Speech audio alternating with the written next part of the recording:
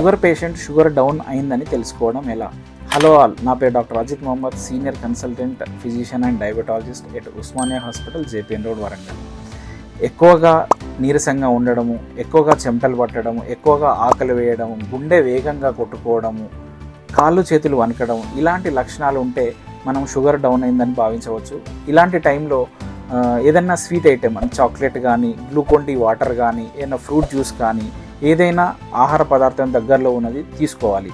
తర్వాత ఇంట్లో గ్లూకోమీటర్ సదుపాయం ఉంటే మనము షుగర్ చెక్ చేసుకోవచ్చు. అయితే ఈ షుగర్ డౌన్ అవడం అనేది ఎప్పుడు మనం సీరియస్గా పరిగణించవచ్చు అంటే తల తిరగడము, తలనొప్పి, అయోమయంగా ఫీల్ అవ్వడము, ఇలాంటి లక్షణాలు అనేటివి సీరియస్ కండిషన్కి దారితీయవచ్చు.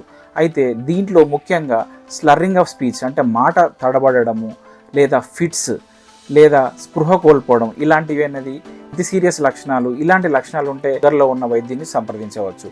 అయితే దీనికి సంబంధించి మీకు ఏమైనా డౌట్లు ఉంటే కామెంట్ బాక్స్లో మీరు పిన్ చేయవచ్చు. Thank you.